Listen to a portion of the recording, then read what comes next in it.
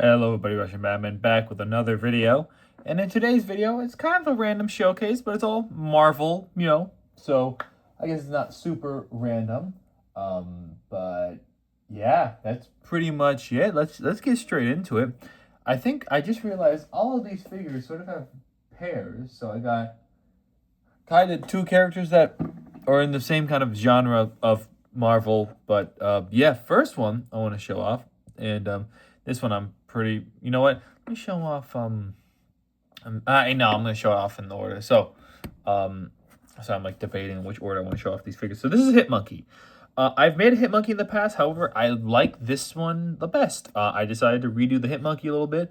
I really like how it turned out. I had a tail for Hitmonkey, but then I didn't rewatch the show. But then I realized like he doesn't have a tail, so I removed the tail. I used this beard kind of headpiece. This was in this hairpiece was in what's it called? Dreams.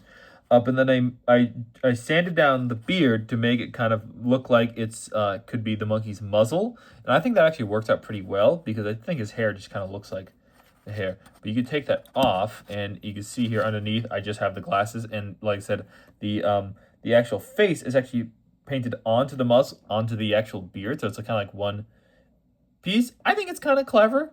You got to let me know if you think it's good. But yeah, I'm happy with how that turned out. And then that just goes over like so. Let me just make sure. Yep, I got to line that properly. But yeah, and I'm also not very good at painting glasses. I don't know why every time I paint glasses, I don't think it looks that great. But I tried. And I do really like how the face turned out. I think that is a perfect just Hitmonkey smug expression there and the suit, and then this also a little bit of painting on the feet to kind of have some of that fur popping out. And yeah, and I gave him pink hands. Now the only problem with pink hands is I only have one pair of pink hands, so I had to borrow this from my Patrick custom.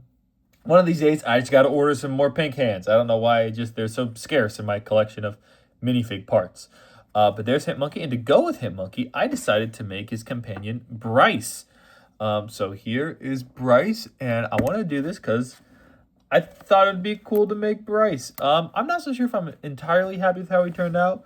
The lighting does not suit this character well. Hold up, let me see if maybe if I zoom in, does that look a little bit better? Yeah, you can see it a bit better if it's zoomed in a bit. Um, but yeah, so there's Bryce. Pretty simple. I just kind of did him in monochromatic green. Oh shoot, I keep on hitting my phone stand. Sorry about that. To make it so it's like looks like him in the show because he's a green ghost, and I think it works. And let's see, let's put them next to each other, see how that looks. Again, scale, it's not perfect because this is a short minifig, and that's like a person. I feel like he should be a little bit smaller because like he's supposed to be a monkey. But for the purposes of making a custom figure, I think this works great, and I like seeing them next to each other. And yeah, pretty cool. And if y'all haven't seen Hitmonkey, go watch Hitmonkey, man. Hitmonkey's so underrated, and no one talks about it. So yeah. Next up here, who should I show off first? I'm gonna show off the big fig, because why not? Go big or go home, am I right? That's the thing. What's the best way to show this guy off? I guess that works. But here's the thing. I wanted to make this a big fig version of the thing, but kind of make it look like it's the way Lego would do a modern big fig version of the thing. So it's not super detailed. Like for example, I did not paint the rock texture anywhere else besides the torso. Because just Lego doesn't tend to print outside of the torso and and the head. So I just gave him it's very basic. Like I said, it's just the Hulk body, and I just wanted to use the Hulk body for something. However, I am really happy with how that head accessory came out. I try to make it look like the one used in the official Lego set with the thing, but just upscaled. I am well, not like currently. I know a guy who can make 3D models, and I want to see if he can make a 3D model of this head accessory. So like if anyone wanted to, they could just 3D print their own and just stick it onto a Hulk big fig and make their own thing. I think that would be really cool. I did make this piece removable. However, in the process of doing that, I must have not let the paint fully dry when I put it back on, because now it is stuck on there. I did not mean to do that. I want it to be removable so I could remove it like a hairpiece. But you know what? It's stuck there, but it's fine. it might be a little bit big now that I'm looking at it. I do really like how the face turned out. I think the face looks great.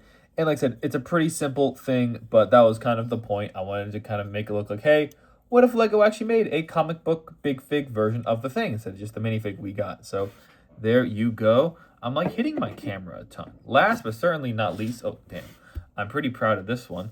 I don't like how big my hand is in the camera because like look, my hand like takes up like half the screen. I need to like figure out a better way to put these figures in there without like making my hand look ginormous. But here is Doctor Doom. I am pretty happy with this one. This one was basically just inspired by this idea for a hood for shoulder pad combo piece. I'm not so sure if it's great, but I really like the concept of it. You can actually take it off, and like I said, you see here it's one piece. I think it looks really good from the back, and you see I cut up the cape so it would fit underneath this. I'm not so sure if I really am in love with the shoulders integration because the shoulders really do look like they're kind of separate from the arms. But then it leads to some, actually not very good posability. I was going to say good posability for the arms, but not really. The arms are just from the CMF, the Dungeons & Dragons CMF.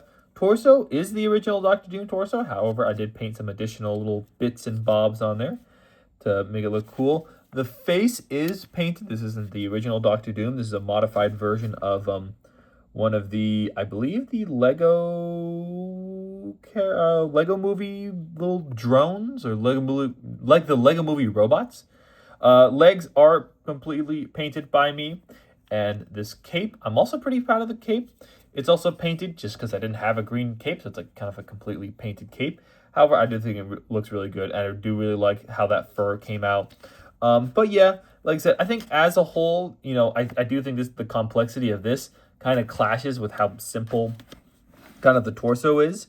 But I am still really happy with this Doctor Doom. Again, I just wanted to make kind of a comic-inspired Doctor Doom figure. So there you go. There are all the figures for this like random Marvel showcase. Let's put it. So we have 2 Fantastic Four characters and 2 Hitmonkey characters. One of them being Hitmonkey. Spoiler alert. I don't know why I said spoiler. I thought that was a funny joke, but not really. It didn't land. It was funny. It was a joke. I thought it was good, but whatever. But there you go. And then, darn. See, this new light setup. I like it, but at the same time, I sort of don't. There you go. Look at that. If y'all like the video, like, subscribe. Go watch the 2011 from Rango. And, yeah, y'all take care. Bye now. Adios. Oh, yeah.